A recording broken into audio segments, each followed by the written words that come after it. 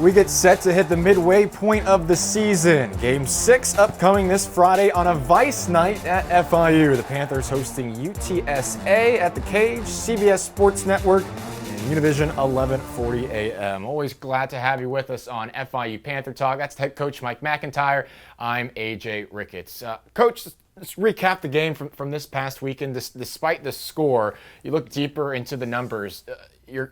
Your club outgained the Huskies 409 to 402 and more than doubled their passing yardage through the air. When you look back on film or take a look back on the tape, what were maybe some of the crucial elements in this game and why the score didn't reflect maybe the efficiency of the offense and the team at times?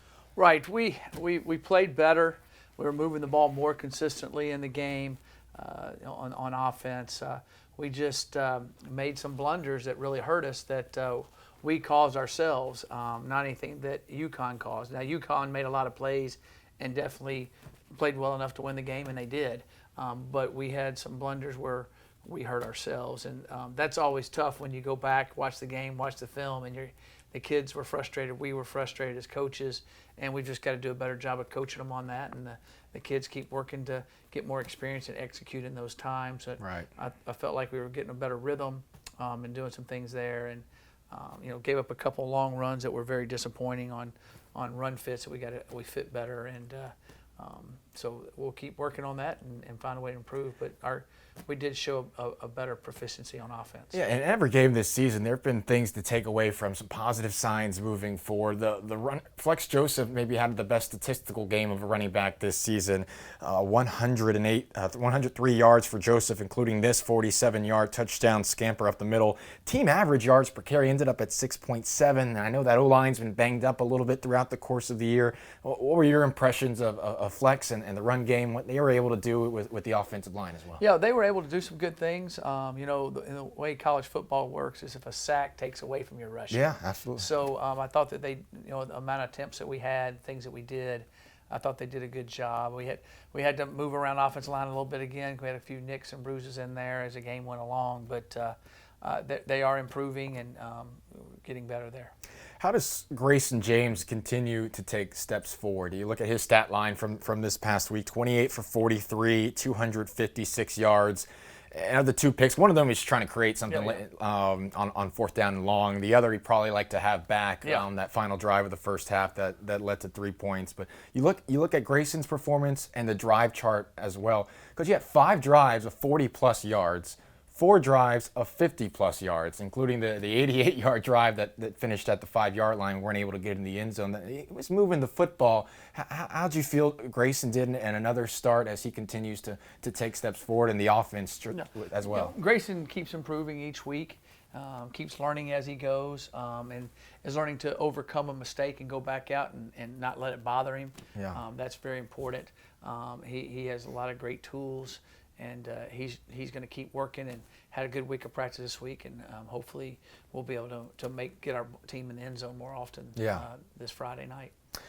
Dean Patterson in the first 4 games of the season had 50 receiving yards combined. In this game, he had 56. It was a great performance for Patterson, who had a big catch. Jalen Bracey also led the team 9 catches for 75 yards. We knew when Tyrese didn't come out there for the second half, we need some other guys to step up and be playmakers. And you had a pair of receivers show some good explosiveness as well. That must have been nice to see. Yes, it is. Yeah. We've got some good receivers here, and Coach Yost and Coach MacIntyre do a good job with receivers and Grayson and the quarterbacks with them together.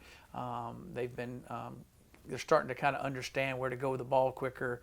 The receivers are understanding the route running better, understanding the coverages.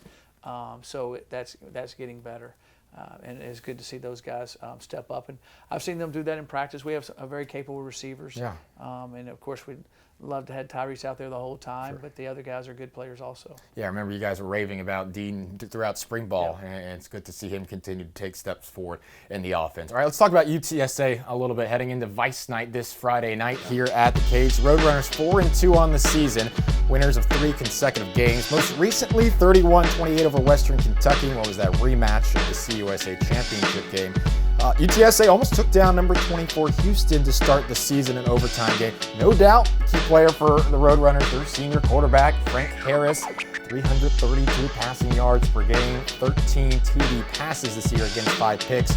Against Middle Tennessee, he threw for 414 yards in that win. He looks to be the guy to spotlight and definitely keep an eye on, and limiting his efficiency will be important this week. What else have you seen out of UTSA? Well, UTSA is big. They're athletic. They're the best team in our league, and I think they proved it this past weekend when they beat Western again. They're a very good football team. They're very well balanced offensively, defensively. When you see them get off the bus, they're huge. They have very athletic, fast wide receivers, big running backs. Their tight end, 6'4", 285 pounds. He's bigger than anybody on our defense. Their tight end. So they've done a really good job recruiting there over the years and building their program up. And defensively, they're very aggressive. Run a 3-4 front similar to ours, and they've been one of the most dominant defenses in our league. So, and then Frank, the quarterback. He's Houdini-ish. Yeah. If you watch his games on him, you go, talented. how did he make that play? How did he do? Wow, they got him. No, they don't got him. So hopefully we'll be able to corral him some, and he's a good player, and hopefully we can have him maybe make a mistake here or there, and to be able to corral him and their offense. It's the second straight year you're going to see this team. It was a barn burner last year when you played those guys. You notice any differences or similarities this year in what they do? They don't have Sincere McCormick this year, that tailback spot. Right. I think that they're basically exactly the same. Right. Yeah. Sincere McCormick's not there, but number 5 and number 28 are running the ball really well. They're powerful up front. Their line makes them go. He has made some more plays with his feet, and the passing game to me seems more crisp than it did last year. And I know as the year went on, it got better and better. We played him about, I think, the 4th or 5th game last year. Right. And it was a heck of a game. And he had a good game. Frank had a good game in that game. All right, to wrap things up here, Coach, one last look at it as we move forward. Without that late touchdown run from UConn, I think the score was 26-12 or so. A play here, a play there, obviously could have been a different game. And with that late touchdown run, that added some yardage for UConn. Probably would have been 409 to 350 or so in terms of outgaining the Huskies in total yardage. So there are a lot of good things to extrapolate from the game. What's important to emphasize this week is try to get back on track. Obviously, one of the most talented teams in the conference and the league coming in. So how do you keep the focus moving forward, and what do you emphasize this week? Well, we went back to work Sunday because it's a Friday game, so we had to go back. We went back out there Sunday and practiced and have been working hard all week. The kids have been very, very focused, and we're still working through some nicks and bruises here. Who's going to play? Who's not going to play? Gotta get healthy. It's always that time of the year, but I think that we'll play well, and we are improving every week. I see it, and hopefully we'll start seeing it. We've seen it on the scoreboard a few times. We'd like to see it happen on the scoreboard a few more times. Yeah. But I've seen a great attitude, a great work ethic by our coaches and our players. But this game we've got to be really physical, and we can't shoot ourselves in the foot when we get a chance to get in scoring area like we did last week. Yeah. And if we do that, we'll have a chance. All right, looking forward to it. Remember, Friday night, nationally televised game, CBS Sports Network. Listen on the radio as well, Univision 1140 AM. Coach, appreciate the time. All right, thank you. As appreciate always. it. Hey, Vice Night. Every Miami team should have Vice in their profile at Exactly some point. right. So the team will be looking good. The stadium will be pink and blue, Art Deco. It's going to be a lot of fun. Thanks for joining us on FIU Panther Talk this week. Coach Mac, I'm AJ Ricketts. See you next time.